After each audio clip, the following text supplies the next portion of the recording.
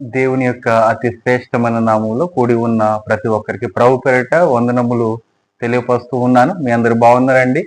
మీ అందరి కొరకు ప్రత్యేకంగా ప్రతిదినము ప్రార్థన చేస్తూ ఉన్నాం. ఎవరైతే ఈ యొక్క వాట్సాప్ నెంబర్కి మీ యొక్క ప్రార్థనలు తెలియపరుస్తున్నారు, ప్రతి ఒక్కరి కొరకు ప్రత్యేకంగా ప్రార్థిస్తూ ఉన్నాం.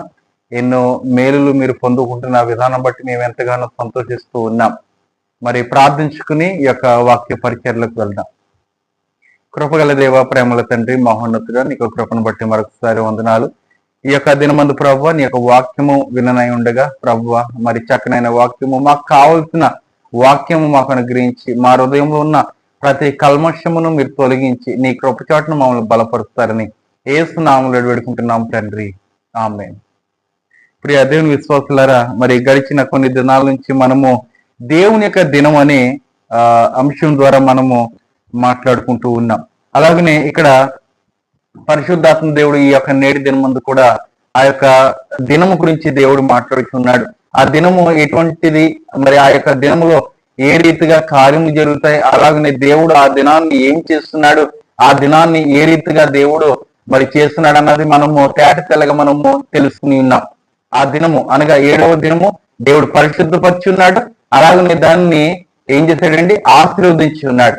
2 విధాలుగా దాన్ని, ఆ యొక్క దినాన్ని మరి ప్రత్యేకంగా దీవించి ఉన్నాడు. మరి మిగతా దినాలని దీవించి ఉన్నాడంటే దీవించి ఉన్నాడు కాబట్టి ఈ యొక్క సృష్టి అంతయు కలిగి ఉన్నది. దేవునికి స్తోత్రము కలిగింది కాక. అలాగనే ప్రాముఖ్యంగా 7వ దినము చాలా ప్రాముఖ్యమైనది దేవునికి, అలాగనే మనుషులకు కూడా అది చాలా ప్రాముఖ్యమైనది. దేవునికి మనుషులకు అది నిబంధనగా ఉన్నది దేవుని యొక్క దినం. ఆ దినములో సాతానుడు పోరాటం చేస్తున్నాడు, విశ్వాసులందరినీ తప్పించాలని పోరాటం చేస్తున్నాడు. అలాగే విశ్వాసులు కూడా మరి ఆ పోరాటంలో ఏమైపోతున్నారంటే ఓడిపోతున్నారు. కొన్ని శ్రమలు వచ్చినప్పుడు అవి సహించాలి. సహించిన వాడే, అంతం వరకు సహించిన వాడే ఆయన యొక్క కుమారులు, అలాగనే కుమార్తెలు. అంతం వరకు మనం సహించాలి, అలాగనే ఉండాలని ప్రభు పేట మిమ్మల్ని ప్రతిమలుకుంటూ ఉన్నారు. అయితే ఇక్కడ నిర్గమకాండంలో ఒకసారి మనం చూసినట్లయితే 31వ అధ్యాయము 16వ వాక్య భాగము ఇలాగన కలపబడుతున్నది. చదువుదాం ఒకసారి. ఇక్కడ 31వ అధ్యాయము 16వ వాక్య భాగము.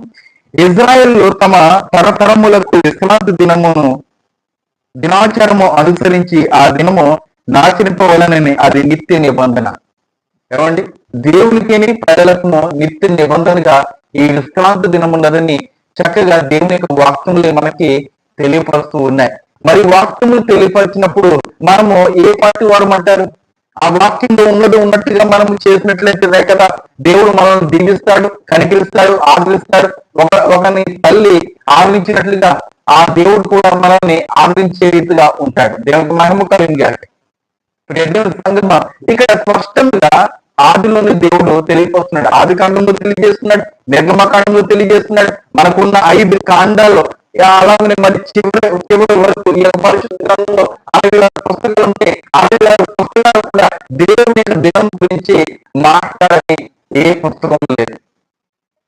మరి మనం ఎందుకని దేవుని యొక్క దినాన్ని ఆచరించకుండా, దేవుని యొక్క దినంలో మరి దేవుని ఆరాధన చేయకుండా మేము ఎందుకని ఆ యొక్క నిబంధన తొలగిపోతున్నాము? దేవునికి మనకి అది నిత్య నిబంధనని దేవుడు చెప్తూ ఉన్నాడు ఈ యొక్క గ్రంథంలో. మన యొక్క నిత్య నిబంధన మనము కోరుకున్నట్లయితే ఆ నిత్య రాజ్యంలో మనం ప్రవేశించలేము. ఇది నిత్య నిబంధన, అది నిత్య రాజ్యము.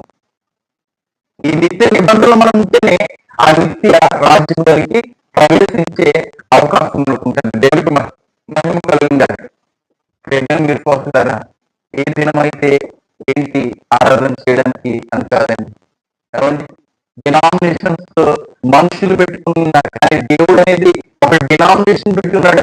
దానిని మనం ఫాలో అయినట్లయితే, దానిలో మనం ఆరాధన చేసినట్లయితే గొప్ప కార్యములు దేవుడు మనకి కనపరుస్తాడు. ఆ దినంలో ఆ దినములో ఆ యొక్క ఆశ్చర్యకార్యములు లేకపోవచ్చు, సమయం పట్టవచ్చు, కానీ దేవుని యొక్క కార్యం మాత్రం జరగకుండా ఉండవు. నమ్మకం కలిగి ఎవరైతే విశ్వాసం కలిగి ఉంటారో వారి యొక్క విశ్వాసం వారిని బ్రతికిస్తారు.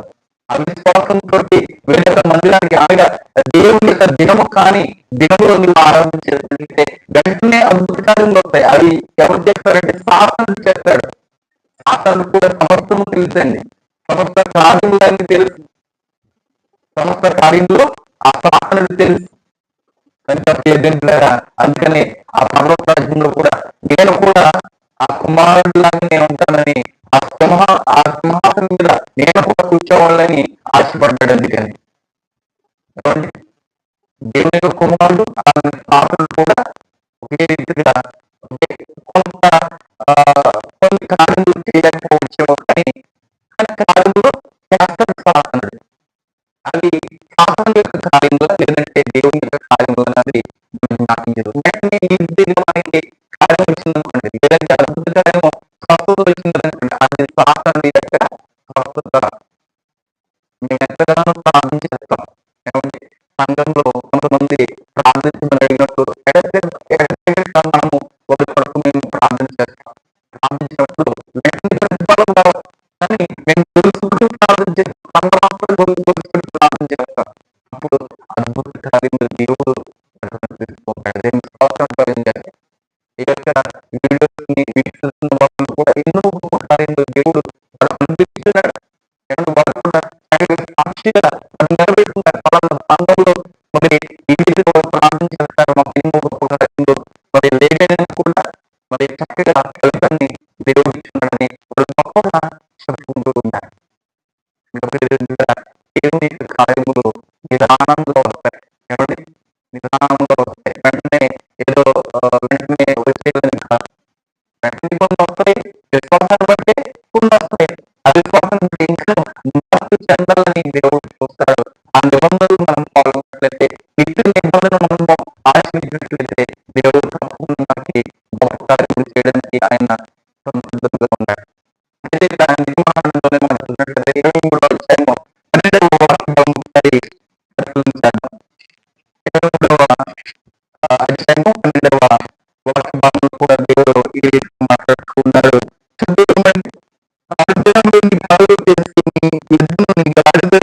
ఈ దాసి కుమారులను పరదేశిలో విస్తరించినట్లు ఏ విధంగా ఓడకుండవలను.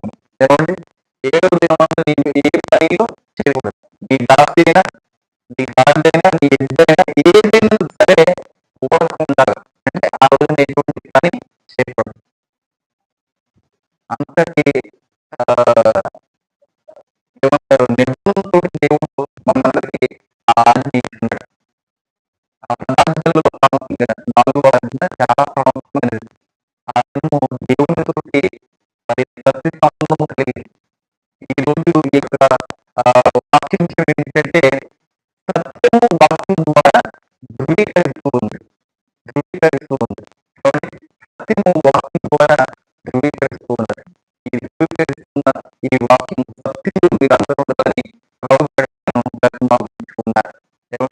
ఏదో దేవుడు మనం ఆరాధన చేసుకుంటే కాదు కానీ దేవుడు దేవుడు మనం ఆరాధన చేసినట్లయితే తప్పకుండా మనం దీవించి ఆరాధించుకున్నాం.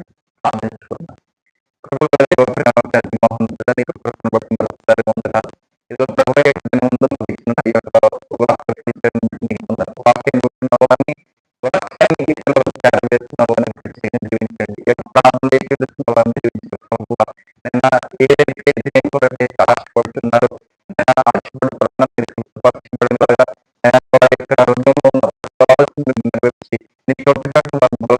ఈ వాక్య సందేశము ప్రతి ఒక్కరి ఇంట్లో ఆశీర్వాదం కలిగించే విధంగా మీరు కలిగిస్తారని, మా పాపంలోని క్షమిస్తారని వేడుకుంటున్నాం తండ్రి.